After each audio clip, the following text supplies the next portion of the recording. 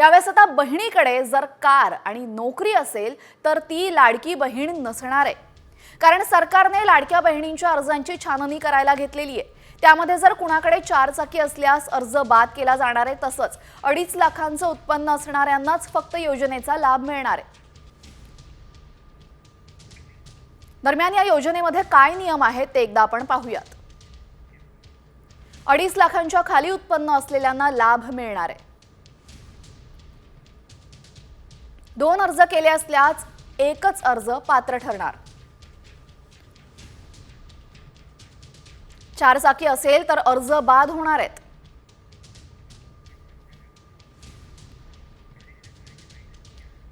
दरम्यान या संदर्भात महिला आणि बालकल्याण मंत्री अदिती तटकरे नक्की काय म्हटल्यात आपण एकदा पाहूयात।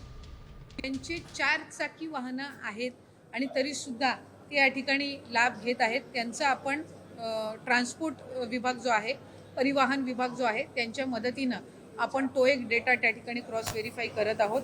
ज्यांचं नावाचं मिसमॅच झालेलं आहे, म्हणजे आधार कार्डवर नाव वेगळं आणि स्पेलिंग आणि त्यांचं बँकचं खातं जे आहे त्याच्यावर त्यांची स्पेलिंग ही वेगळी आहे, ती एक क्रॉस व्हेरिफिकेशन आपण करत आहोत। आणि आम्ही केंद्र सरकारकडे किंवा आपल्या सेंट्रल गव्हर्नमेंटकडून आधारचं एक अप्रुव्हल आपल्याला लागतं KYC साठी, तर ती एक आम्ही त्यांची परवानगी आल्यानंतर ती एक आम्ही सुरुवात करत आहोत।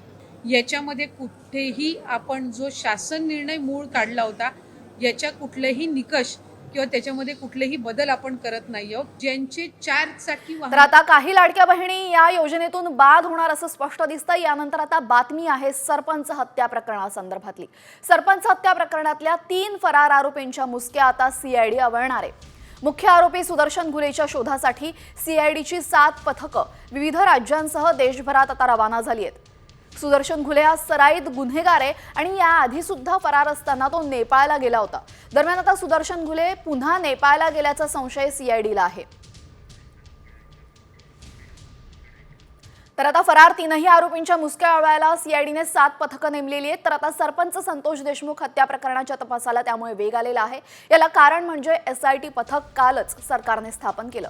SIT पथक प्रमुख बसवराज तेलींसह 10 जणांची टीम बीडच्या केजमध्ये पोहोचली आहे। सरपंच संतोष देशमुख यांच्या हत्या प्रकरणामध्ये 3 आरोपी अजूनही फरार आहेत आणि त्यांचाही तपास SIT पथक करते। त्यामुळे मुख्यमंत्री देवेंद्र फडणवीस यांनी हिवाळी अधिवेशनामध्ये SITची घोषणा केली होती आणि त्यानंतर आता SIT स्थापन झाली असून वेगवान असा तपास सुरू झालाय। यानंतर आता बीडमधल्या पोलीस स्टेशनमध्ये मागवलेल्या पलंगाची सध्या जोरदार चर्चा सुरू आहे। कारण ज्या पोलीस स्टेशनमध्ये वाल्मिक कराडला ठेवलेलं आहे तिथेच हा पलंग मागवण्यात आलाय। मात्र विशेष बाब म्हणजे काल 5 पलंग आणले होते आणि आज फक्त 4च पलंग दिसतायत। त्यामुळे तो एक पलंग वाल्मिक कराडला दिलाय का याचीच खमंग चर्चा बीडमध्ये नाही तर संपूर्ण राज्यभरात सुरू आहे। काल बीड पोलीस स्टेशनमध्ये 5 पलंग आणण्यात आले होते। दरम्यान आज पोलीस स्टेशनमध्ये 4च पलंग दिसतात। त्यामुळे यापैकी एक पलंग हा आता वाल्मिक कराडला देण्यात आलेला आहे का अशी चर्चा सुरू झाली आहे। जे आरोपी आहेत त्या आरोपींसाठी जे गार्ड असतात त्या गार्ड हे 24 तासासाठी असतात। काही गार्डने आमच्याकडे मागणी केली होती की आम्हाला रेस्ट करण्यासाठी रेस्ट रूम तर आहे परंतु पलंग नाहीयेत, तर त्याची सोय करावी। आता हा निव्वळ योगायोग आहे। मी आता जसं सांगितलं तसंच ते पार्श्वभूमी ही आहे की पोलीस स्टेशन नवीन आहे आणि त्यामध्ये काही सुविधांचा अभाव आहे। जशी आपल्याला कर्मचाऱ्यांकडून जशी मागणी झालेली आहे त्याप्रमाणे आपण त्यांना पुरवणं हे आमचं वरिष्ठ अधिकारी म्हणून आमचं कर्तव्य आहे। तर सरपंच हत्या प्रकरणावरनं विरोधकांनी सुद्धा टीकास्त्र डागलेलं आहे सरकारवर आणि धनंजय मुंडेंवर। सरपंच हत्या प्रकरणातील आरोपी वाल्मिक कराडवरनं काँग्रेस आमदार विजय वडेट्टीवार आणि मंत्री धनंजय मुंडेंमध्ये जुंपल्याचं दिसलंय। मोठ्या आकाला वाचवण्यासाठी लहान आकाचा एन्काउंटरही होऊ शकतो असा दावा विजय वडेट्टीवार यांनी केलाय। तर पोलीस दलातील अधिकाऱ्याचा हवाला देत वडेट्टीवार यांनी हा दावा केला असून विजय वडेट्टीवार बोलायला हुशार आहेत असं प्रत्युत्तर अन्न व नागरी पुरवठा मंत्री धनंजय मुंडे यांनी दिलंय। की मोठ्या आकाला वाचवण्यासाठी या लहान आकाचा एन्काउंटरही होऊ शकतो, म्हणून पोलिसांना विनंती आहे की मोठ्या आकारांना वाचवण्यासाठी याचा एन्काउंटर करू नका बाबा। हा बिचारा म्हणणार नाही, पण त्या मोठ्या आकारापर्यंत जाण्यासाठी जर याचा वापर आहे तर तो पुरावा नष्ट होण्याची शक्यतासुद्धा मला काल एका अत्यंत विश्वसनीय माहिती जवळच्या एका उच्चपदस्थ अधिकाऱ्यांनी दिली। तसे माननीय विजय वडेट्टीवार बोलायला हुशार आहेत, पण अशा पद्धतीचं छोटा आकार आणि मोठा आकार हे पहिल्यांदाच तुमची सर्वांची भाषा मी आज ऐकतोय। का कुणाचा एन्काउंटर आणि कुणाचा काय, हे अशा गोष्टी नाही आहेत। एक तर पोलीस प्रशासन CID हे अतिशय व्यवस्थितपणानं तपास करते आहे। तर एका बाजूला विजय वडेट्टीवार यांनी हा खळबळजनक दावा केलेला आहे, तर दुसऱ्या बाजूला धनंजय मुंडे यांनी मात्र सपशेल हे सर्व खोडून काढलेले आहे। सरपंच हत्या प्रकरणामध्ये आपला कोणताही संबंध नाही, त्यामुळे राजीनामा का देऊ असा प्रतिप्रश्न मंत्री धनंजय मुंडे यांनी उपस्थित केलाय। CID कोठडीत असलेले वाल्मिक कराड हे धनंजय मुंडेंचे निकटवर्तीय मानले जातात आणि त्यामुळे वाल्मिक कराडशी असलेल्या संबंधांवरून विरोधकांनी मुंडेंच्या राजीनाम्याची तर मागणी केली, पण या प्रकरणी आता धनंजय मुंडे यांनी आपलं मौन सोडलंय।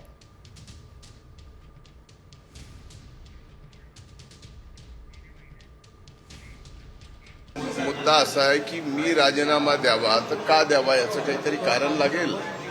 या कुठल्याही प्रकरणामध्ये मी ना आरोपी आहे ना माझा या प्रकरणाशी कुठलाही अर्थार्थी संबंध आहे। आता या प्रकरणामध्ये भाऊचा भाऊ करायचा आणि कुणाचा तरी राजीनामा मागायचा, अशा पद्धतीनं माझा राजीनामा काही जण मागतायत, त्यांचं मागण्याचं समाधान आहे खूप आहे। यानंतर सरपंच संतोष देशमुख हत्या प्रकरणातून एक मोठी अपडेटेड माहिती समोर आलेली आहे। जे आरोपी फरार आहेत ते आता वॉन्टेड, सगळे वॉन्टेड आहेत। सुदर्शन घुले, कृष्ण आंधळे, सुधीर सांगळे वॉन्टेड। पोलिसांकडून 3 आरोपी फरार घोषित करण्यात आले असून पोलीस निरीक्षकांकडून आता प्रसिद्धीपत्रक जारी करण्यात आलेले आहे। दरम्यान आपण आधीच पाहिलं तर CID कडून 7 पथकं नेमण्यात आलेली आहेत आणि 7ही पथकं फक्त राज्यातच नाही तर देशभरामध्ये शोध घेत आहेत। दरम्यान सुदर्शन घुले हा नेपाळला असल्याची शक्यता सुद्धा वर्तवण्यात येते आणि आपण आता हे प्रसिद्धीपत्रक बघतोय पोलिसांकडून जे जारी करण्यात आलेलं आहे। या 3 आरोपींना आता मोस्ट वॉन्टेड असं त्यांनी म्हटलेलं आहे आणि लवकरच यांचा शोध लागेल अशी शक्यता वर्तवण्यात येते। पोलीस निरीक्षकांकडून हे प्रसिद्धीपत्रक जारी करण्यात आलेलं आहे। सरपंच हत्या प्रकरणातील आरोपी आता फरार घोषित करण्यात आलेत। दरम्यान सुदर्शन घुले हा या संपूर्ण प्रकरणाचा मास्टर माइंड असल्याचा संशय असून त्याचा शोध कसून घेतला जातोय। फरार आरोपी वॉन्टेड घोषित करण्यात आलेले आहेत। सरपंच हत्या प्रकरणातील आरोपी फरार घोषित करण्यात आले असून सुदर्शन घुले, कृष्ण आंधळे आणि सुधीर सांगळे हे तिघही आता वॉन्टेड आहेत। प्रसिद्धीपत्रक या संदर्भात जारी करण्यात आलेलं आहे। या संदर्भात अधिक माहिती देण्यासाठी आमचे प्रतिनिधी दीपक जुरे आपल्यासोबत जोडले गेलेले आहेत। दीपक, या तिघांनाही आता वॉन्टेड म्हणून घोषित करण्यात आलंय, कधीपर्यंत या तिघांचा शोध लागू शकतो?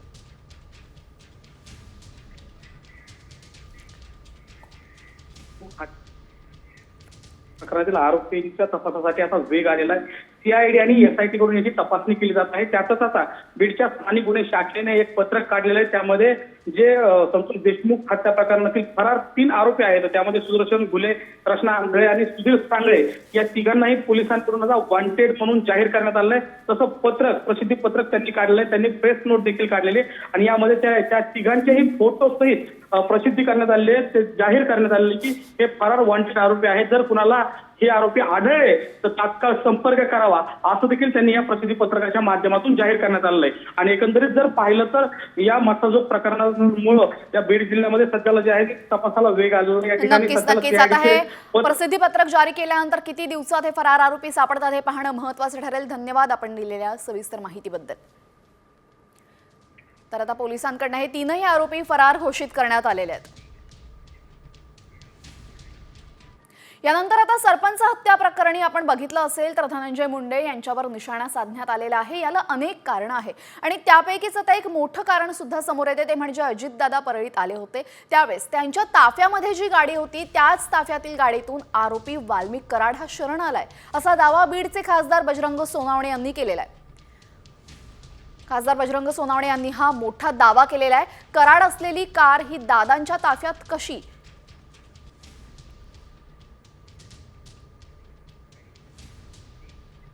महाराष्ट्र राज्याचे उपमुख्यमंत्री आदरणीय अजितदादा पवार साहेब ज्या दिवशी आमच्या संतोषांना देशमुख यांच्या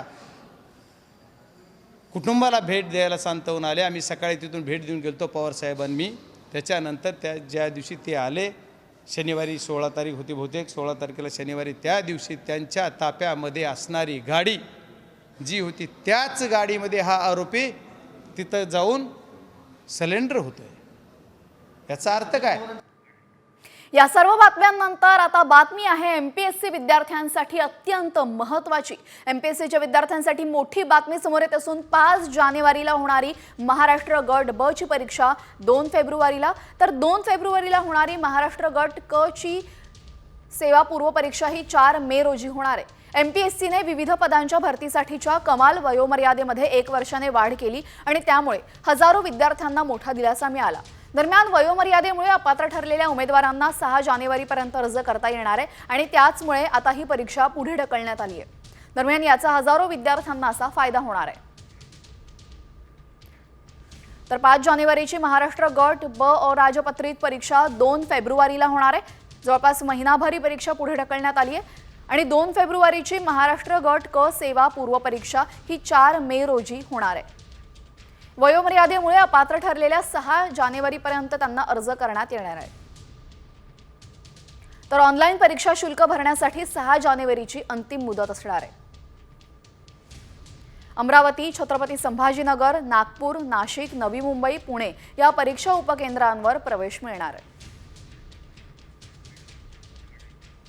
तर यानंतर आता बातमी आहे एसटी महामंडळासंदर्भातली. एसटी महामंडळाने नवीन वर्षामध्ये उत्पन्न वाढीसाठी एक नवा उपक्रम सुरू केलेला आहे. एसटीच्या चालक आणि वाहकांना आता प्रोत्साहन भत्ता मिळणार आहे. 31 जानेवारीपर्यंत प्रायोगिक तत्वावर हा प्रोत्साहन भत्ता देण्यात येईल आणि वाढीव उत्पन्नावर चालक आणि वाहकांना कमिशन मिळणार आहे. चालक आणि वाहकांनी निर्धारित उत्पन्नापेक्षा वाढीव उत्पन्न जर आणलं तर त्यापैकी 20% रक्कम ही प्रोत्साहन भत्ता म्हणून रोखीने देण्यात येणार आहे. तर सोलापूर पुणे ड्युटीचं उद्दिष्ट साधारण 10,000 रुपयाचं आहे. तर चालक आणि वाहकांनी जर 12,000चं उत्पन्न मिळवलं तर उद्दिष्टापेक्षा 2,000 रुपये त्यांनी उत्पन्न जास्त मिळवलंय. त्यामुळे वाढीव 2,000च्या उत्पन्नावर 20% म्हणजे 400 रुपये त्यांना प्रोत्साहन भत्ता मिळणार आहे. चालक आणि वाहकाला प्रत्येकी 200 रुपये रोख भत्ता मिळणार.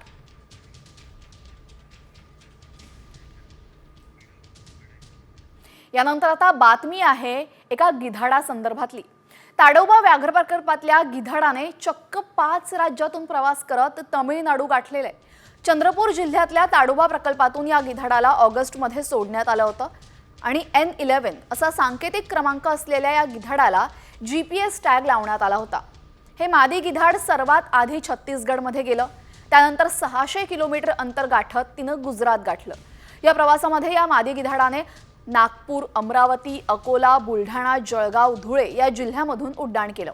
तर गुजरातमधून निघाल्यानंतर या गिधाडाने महाराष्ट्रातील नाशिक, अहिल्यानगर, सोलापूर असा प्रवास करून कर्नाटकामध्ये प्रवेश केला आणि तमिळनाडू गाठेपर्यंत या गिधाडाने छत्तीसगड, गुजरात, महाराष्ट्र, कर्नाटक या 4 राज्यातून प्रवास केला.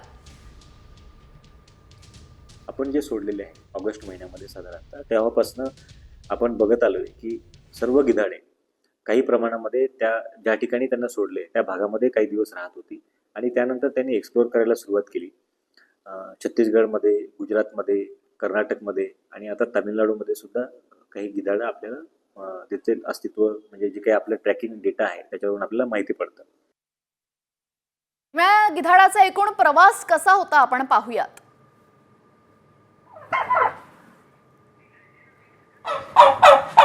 तर ताडोबा व्याघ्र प्रकल्पातून तो छत्तीसगडमध्ये गेला. त्यानंतर त्याने गुजरात गाठलं. गुजरातमधून पुन्हा हे गिधाड महाराष्ट्रात आलं. महाराष्ट्रातून कर्नाटकात प्रवेश केला आणि कर्नाटकातून अखेर त्यानं तामिळनाडू घातलं आणि असा एकूण 4,000 किलोमीटरचा प्रवास या गिधाडानं केलाय.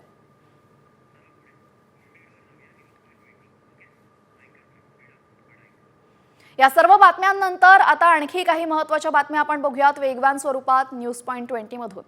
पंतप्रधान मोदींकडनं मुख्यमंत्री देवेंद्र फडणवीसांचं कौतुक झालंय. गडचिरोलीतील कामगिरीचं मोदींनी कौतुक केलंय. फडणवीसांसमोर काल 11 नक्षलींनी आत्मसमर्पण केल्याचं आणि स्वातंत्र्यानंतर पहिल्यांदाच एसटी बस सुरू झाल्यानं मोदी खूप खुश आहेत. कॅबिनेट मंत्री दत्तात्रय भरणेंचं इंदापुरात जोरदार स्वागत करण्यात आलं। मंत्रिपदी वर्णी लागल्यानंतर पहिल्यांदाच ते इंदापुरात आले। भरणेवाडी आणि अंधुर्णे ग्रामस्थांनी त्यांच्यावर जेसीबीतून पुष्पवृष्टी केली आहे।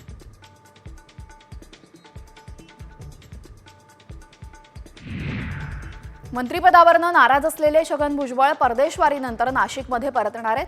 अजित पवारांची भेट न घेता त्यांनी थेट फडणवीसांची भेट घेतली होती आणि या भेटीनंतर भुजबळ भाजपामध्ये जाणार असल्याच्या चर्चा रंगल्या होत्या। तेव्हा भुजबळ आता नक्की काय भूमिका घेतात याकडे सर्वांचं लक्ष आहे।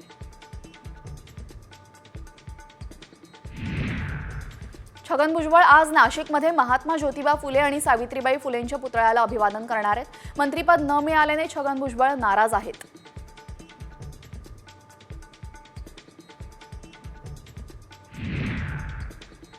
पालकमंत्री पदांबाबत अजून घोषणा करण्यात आलेली नाही। मात्र त्याआधीच केंद्रीय मंत्री नितीन गडकरी यांनी महसूल मंत्री चंद्रशेखर बावनकुळे नागपूरचे पालकमंत्री होणार असं वक्तव्य केलंय। बावनकुळेंच्या नावाची मुख्यमंत्री घोषणा करणार असंही ते म्हणाले।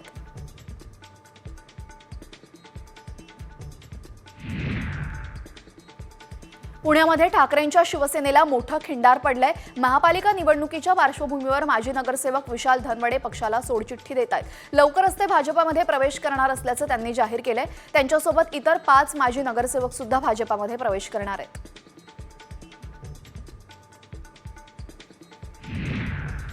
जळगावच्या पाळधी गावामध्ये गाडीच्या किरकोळ वादातून राडा झाल्यानं मंत्री गुलाबराव पाटील यांनी म्हटलेलं आहे। गुलाबराव पाटलांच्या गाडीचा धक्का लागल्याच्या कारणातून गावामध्ये 2 गटामध्ये वाद झाला। त्यावेळेस काही दुकानं आणि गाड्यांची जाळपोळ करण्यात आली। या प्रकरणी संचारबंदी लवकरच उठवण्यात येईल असंही त्यांनी सांगितलंय।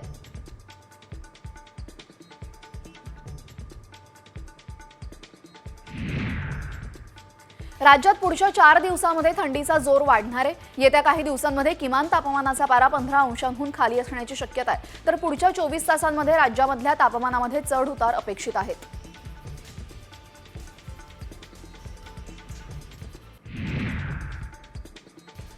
यवतमाळ जिल्ह्यात पुन्हा थंडी वाढलेली आहे। त्यामुळे ठिकठिकाणी शेकोट्या पेटल्याचं चित्र पाहायला मिळतंय। आता थंडी जरी असली तरीही पुढील 2 दिवसांमध्ये तापमान घटण्याचा अंदाज हवामान विभागानं वर्तवलेला आहे।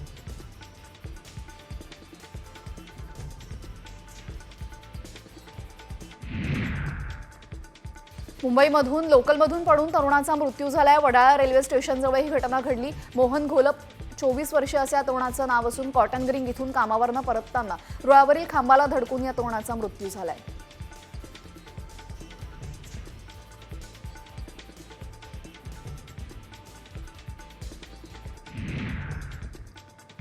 लातूरमध्ये स्कूल बसचा अपघात झाला। त्यामध्ये 4 विद्यार्थी गंभीर जखमी झालेत। लातूर नांदेड महामार्गावरच्या कोळपापाटी इथं अपघात झाला।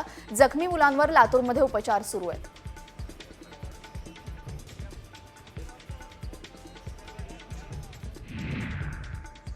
जळगावच्या पाळधीमध्ये 2 गटात राडा झाला होता। या प्रकरणी आता पोलिसांनी अनेक सीसीटीव्ही फुटेज जमा केलेत। हे फुटेज बघून जाळपोळ करणाऱ्यांचा शोध पोलीस घेत आहेत।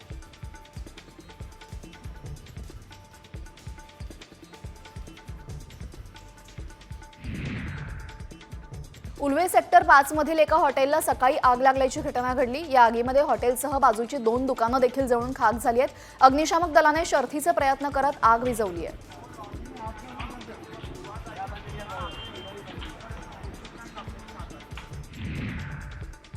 बुलढाण्याच्या सिंदखेड लपाली गावामध्ये वृक्ष आच्छादनासाठी मागवण्यात आलेल्या 60 टन गवताला आग लागल्याचं समोर आलं। अज्ञात व्यक्तीनं ही आग लावली आहे। ग्रामस्थांकडून त्याचा शोध घेतला जातोय।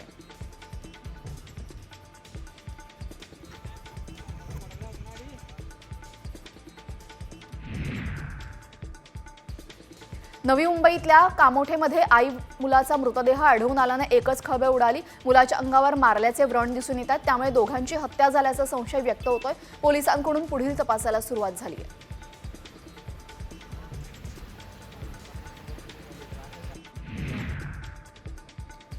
आपल्या मुलीशी बोललो म्हणून वडिलांनी आणि भावाने मुलीच्या मित्राची हत्या केली आहे। पुण्यातील वाघोली भागामध्ये हा धक्कादायक प्रकार समोर आला असून 17 वर्षीय अल्पवयींची लोखंडी रॉड आणि दगडाने ठेचून निर्घृणपणे हत्या करण्यात आली आहे।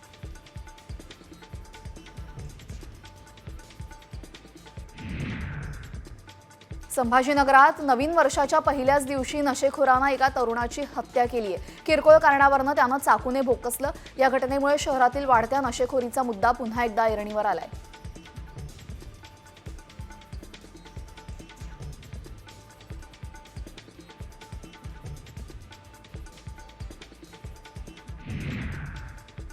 मुंबईच्या वर्सोव्यामध्ये बाईक पार्किंगच्या वादातून हाणामारी झाली. 2 तरुणांना जमावाकडनं मारहाण करण्यात आली. वर्सोवा यारी रोड भागामध्ये ही घटना घडली असून दोन्ही गटांविरोधात वर्सोवा पोलीस ठाण्यामध्ये गुन्हा दाखल करण्यात आलाय.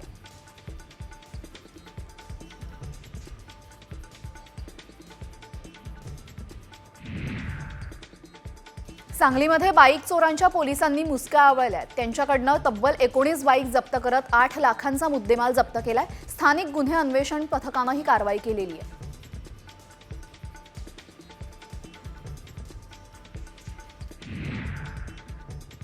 थर्टीफर्स्टच्या अनुषंगाने अंमली पदार्थ विरोधी मोहीम राबवण्यात आली. या मोहिमेमध्ये वाकड पोलिसांनी तब्बल 5 किलो 100 ग्रॅम गांजा जप्त केलाय. या विरोधात NDPS कायद्यानुसार गुन्हा दाखल करण्यात आलाय.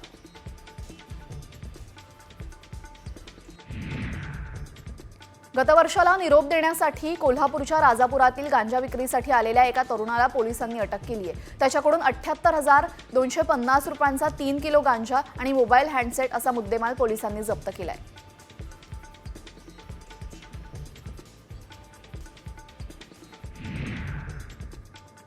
यवतमाळ जिल्ह्यामध्ये 2024च्या वर्षात दारूची विक्रमी विक्री झालेली आहे. उत्पादन शुल्क विभागाच्या मद्यविक्री तपासणीतून ही माहिती समोर आली आहे. यामध्ये 31 लाख लिटर विदेशी दारू तर 91 लाख लिटर देशी दारूची विक्री झाल्याचं समोर आलंय.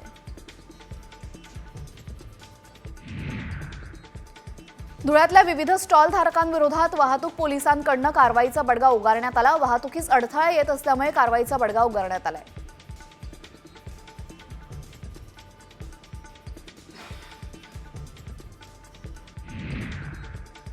कल्याण लैंगिक अत्याचार आणि हत्या प्रकरणातील आरोपी विशाल गवळी आणि त्याची पत्नी साक्षी गवळीच्या पोलीस कोठडीमध्ये वाढ करण्यात आली आहे. आज गवळी दाम्पत्याला कल्याण कोर्टामध्ये हजर करण्यात आलं होतं. यावेळेस कोर्टाने दोघांनाही 2 दिवसांची पोलीस कोठडी सुनावली आहे.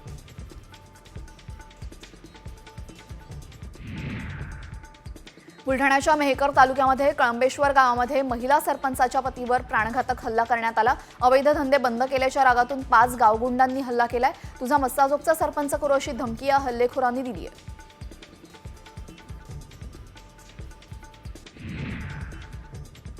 यवतमाळमधील भाजी मंडईमध्ये टोमॅटो आणि वांग्याला 40 पैसे दर मिळतोय आणि त्यामुळे शेतकऱ्यावर भाजीपाला फेकून देण्याची वेळ आली आहे. टोमॅटो आणि वांगी विक्रीतून उत्पादन खर्चही निघत नाही, त्यामुळे शेतकरी आर्थिक अडचणीत सापडले.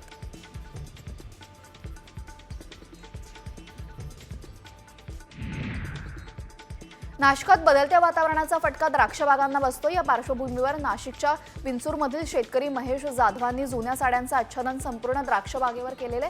ऊन आणि थंडीपासून बागेचं संरक्षण व्हावं यासाठी शेतकऱ्याने ही शक्कल लढवलेली. त्याचा फायदा आता शेतकऱ्याला होतोय.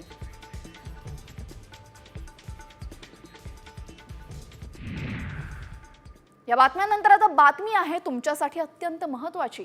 तुम्ही व्हॉट्सॲप तर वापरत असाल, पण तुमचे चॅट कोणीतरी वाचतंय हे आम्ही नाही म्हणत आहे, तर असा एक मेसेज सध्या व्हायरल होतोय. बरेच लोक व्हॉट्सॲप वापरतात, त्यामुळे आम्ही या दाव्याची पडताळणी केली आणि त्यावेळेस नक्की काय सत्य समोर आलंय पाहूयात. तुमचे व्हॉट्सअप मेसेज कुणीतरी वाचतंय. कुणीतरी गुपचूप मेसेज वाचत असल्याचा मेसेज व्हायरल होतोय. त्यामुळे तुम्ही लिहिलेला मेसेज कोण वाचतंय याचा शोध घेणं गरजेचं आहे. मात्र या दाव्यात तथ्य आहे का? एवढं धाडस कुणाचं होतंय की जो तुमचा मेसेज चोरून वाचतोय? याचा शोध घेण्यासाठी आमच्या व्हायरल सत्य टीमनं प्रयत्न केलाय.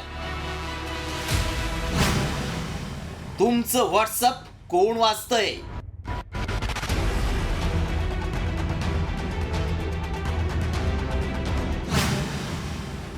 तुमच्या व्हॉट्सअपवर कुणाची नजर?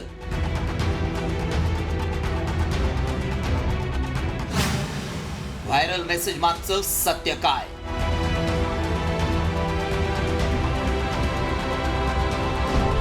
या व्हायरल मेसेजमुळे व्हॉट्सअप वापरणाऱ्यांचे धाबे दणाणलेत. कारण देशात फोन असलेले जवळपास 80% लोक व्हॉट्सअप वापरतात. अनेक लोक चॅटिंग करतात, काहींचे पर्सनल चॅट असतात. मात्र तेही कुणी वाचले तर अनेक वाद निर्माण होऊ शकतात. तसंच गुन्हेगारीही वाढू शकते. मात्र हे खरं आहे का? असं शक्य आहे का? याची माहिती मिळवण्यासाठी आमच्या टीमनं पडताळणी सुरू केली. त्याआधी मेसेजमध्ये काय दावा केलाय पाहूया. तुमच्या व्हॉट्सअपचे मेसेज कॉलचा रेकॉर्ड सहज उपलब्ध होतोय. सरकारनं त्यासाठी नवीन नियम लागू केलेत, त्यामुळे व्हॉट्सअपचे मेसेज वाचता येतात. या मेसेजची आम्ही पडताळणी केली, मात्र सरकारनं असे कोणतेही नवीन नियम लागू केलेले नाहीत. सोशल मीडियावर असे मेसेज व्हायरल केले जात आहेत. लोकांना घाबरवण्यासाठी चुकीचे मेसेज केले जात असल्यामुळं आमच्या पडताळणीत काय सत्य समोर आलं पाहूया.